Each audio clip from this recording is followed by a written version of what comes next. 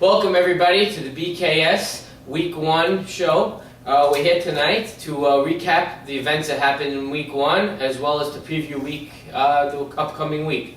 Here tonight sitting with Sammy, the commissioner, and along with our two special guests tonight, we got Teddy and Lewis, perennial members of the league. So let's start off the show tonight talking about you guys had a showdown this week. So let's talk a little bit about that. Lou, I heard you brought out the brooms. We swept. We did sweep. It wasn't easy. Wasn't easy. Well, wait, let's quickly mention that Teddy wasn't there. He had a double hernia surgery. Well, he was there on the sidelines, but unfortunately he wasn't playing. So, not their best player for you to gloat after a sweep is a little much, I think. With Teddy, it would have been much more difficult. Whether we would have pulled out the first game, I don't know. Teddy's the main player there, defensive glue that keeps that team together. Also, offensively, he would have batted second or third, and it would have made the lineup more potent and much more difficult for our pitcher to gun down his lineup. Meanwhile, they did have some excellent players, the Cohen boys and Eshaks that were there. Also known as the Broshaks. Broshaks, right. Well, let's go into that first game. It was a 4-3 win for you guys, right? You came back? We were down 3-2 in the bottom of the 6th. Okay. Top of the 7th, we scored 2 runs to take the lead of 4-3, and then Ike Mala shut him down in the bottom of the 7th inning. We were very lucky. We scored those 2 runs and we took the game. It was a squeaker and we took it, and it had to have broke the spirit of Teddy Eshak's team. It's breaking the spirit of Teddy right now. As I'm sitting here watching Lewis talk, I hear the sighs of relief and how Teddy wishes he was on the field. That's exactly what Teddy, please explain to us what happened on Sunday. Well, realistically, I run it through my head and how it would have worked out if I had played. We appreciate Lewis's kind remarks about how we played, but realistically, game 1 would have been a 4-0, 3-0 win by us. They had 4 unearned runs. They really didn't do much offensively. And then after we lost the first game, Lewis is right. It pretty much took us out of our rhythm. And what happened in game 2? Game 2, it was pretty much a landslide. I'm not going to say they didn't dominate us. They dominated us, from start to finish. It was a mercy. Yeah, so isn't that dominated? I mean, isn't that pretty much what I'm trying to say? They were missing Teddy Broshak. Yeah, the fact that I wasn't playing, I think makes a difference. Because we had guys out of position that would have been in other positions, and plays would have been made that weren't made. In the first game, Mark Cohen did pitch very well. He dominated. He had, I think, 7 or 8 strikeouts in that first game. He was very difficult to hit. It wasn't easy. I think Mark's going to be a surprise to everybody. That was going to be my next question. How do you feel about Mark Cohen? I mean, obviously you just said game 1 he pitched pretty well, 7 strikeouts, but game 2. You guys... Game 2, I think it was a collective letdown. I don't think it was just Mark. I think the whole team, after losing that kind of a game, pretty much let down. Didn't, was unable to focus again. Get our energy back. We've seen Mark pitch 1 game, but you have to question whether he could pitch 2 games every single week. I would say that's my biggest concern, yeah. Right. Who would be the backup pitcher? I'm always, as Sammy might know, or you guys might know, I'm always trying to run things through my mind. So I have options that I won't say anything. Not at liberty to say. Okay, yeah. That will be undisclosed. We didn't bring his pad here, as everybody could see. He will not give out any of his... No.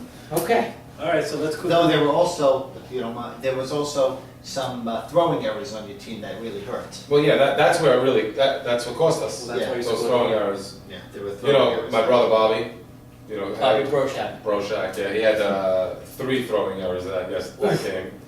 Yeah, none more costly than the one. Calling out your brother on camera. Listen, it's okay. He didn't play up to his standards. He really didn't. I know this kid, and anybody who's watching us on Saturday practicing, you would have seen some serious shots. So I'm just looking forward to him coming around with that. And if it's okay with you guys, I want to give some shout outs to some of the top players on my team. David Gadinoff, 5 for 5 with a walk. Gaddy.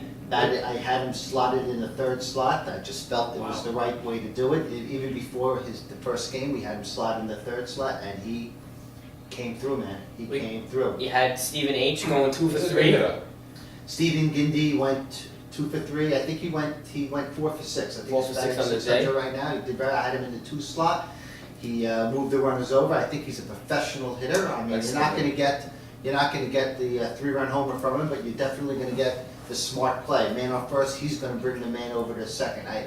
I also had Moko batting first, which was very interesting. He told me he never batted leadoff in his life, and I did. It's just a hunch that I had him batting leadoff, and he was the spark at the beginning of the game. How was rookie sensation A.B. Franco? A.B. Franco, look, we thought maybe we brought him up too early. We needed a shortstop, and we brought him up and gave him a shot. He was a Rule 5 player, and we have to keep him now for the whole season. He did have a game-winning hit in the preseason game on Saturday. Yes, off he of, did. Right field. Ike Mavoro. That's right, over the top pitcher. Top Mavoro, pitcher. right. Now in the deal league. Right, he's still around. I didn't know He's still around. They sent him out. I didn't know that. Oh, he's still. I thought he went to the Japanese league. Right. No. No. All right, but he's still in America. That's very good. But we went. A.B. Franco played a very nice shortstop. Look, he might have had some rookie nerves in the beginning, but I definitely saw flashes of brilliance that he's going to be a top shortstop in our league. He will be. I agree with you. And And that's from the top shortstop in the league. He's got a lot of talent. He really does. It's just raw. As he learns, he's going to be a really good I player. also had my right fielder, Louis Mastery, that went 4 for 6 also, and played a solid right field and hit very, very well.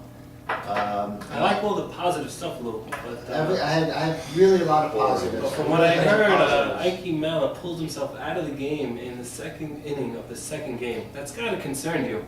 It is. I'm not at liberty to say why we had to pull him out, but he had to be pulled out, and look, it's a long season. Is he playing this week? He's He had a big playing. lead at that point already. Yeah, It wasn't worth it. we had a big lead, but he whispered to me at the beginning of the game what his intentions were, and of course, it's a long season. We have to keep him fresh. We got to keep the legs fresh, And you have another pitcher in Gatoloff who can get the job done and for you. Gaddy so can it's definitely pitch, and that's one reason why I picked him, along with, of course, with his hitting and his stellar first base play. Big question of the week. Teddy, will you be playing this week? After an 0-2 start, they need Teddy back on the team. Yeah, I Will know. Teddy be playing this week? You know, that's not something I'm sure of yet. Can you team afford to go 0-4, 1-3? I think And 1-3. You know, regardless, I still think we'll win both games this week if I play or not. Who do we play? Who does Teddy play this week? Teddy plays A.B. Cohen. Teddy A.B. plays Cohen. A.B. Cohen. Tough pitcher, man. Tough pitcher, but I think again, Should we bring up my guys are pretty A.B. much. Cohen over the hill? Should we just bring this up right That's now? going to be the next question that I had for Teddy. Because AB did not, as well as Ike, did not pitch the second game this week. And we'll get into that in a minute. But as Teddy was saying, looking forward to this week. Yeah, no, I think we'll win both games, but I'm not sure if I'm going to play yet. You know, it's I didn't get clearance from the doctor yet, so I got to sit and wait to get the clearance. I'm thinking, but I feel like I can't play, so I'm very torn. Right, you heard it You know, here first. even if it's just maybe just defensively. Interesting. Interesting. You heard it here first. Teddy, questionable. If he's on your fantasy team, don't rule him out yet. Let's go. So let's go on to A.B. Cohen. Let's go on to A.B. Cohen. Sam, that was my mitzvah men played against A.B. A.B.'s Kupatair. Kupata here. And with the A.B. and his I thought it two was sons. Kupat hair. Kupatair. So A.B.'s team, we started out a little slow, and they jumped out on us, and it just seemed like we didn't have a shot. We were down 9-2, 9-2. but our captain, my brother Ray, wouldn't let us let down, wouldn't let us stop, and we just kept hitting, and I mean, A.B. was not at his best. I mean, A.B. was definitely, as you could tell, it was the first week for him. It was cold. It was cold. It was cold. And I don't know, maybe the cameras got them. I mean, A.B. never had cameras on him, so I don't know if that's what got to him. It was the featured game of the week in the BKS. And that recap will come hopefully tomorrow also. But Stephen Rudy, the game-winning two-run homer, or go-ahead two-run homer, I mean, he just played unbelievable, played great. And overall, I mean, it was a great win for us and to come back against A.B. And A.B. didn't even come out for game 2. Game 2. So, no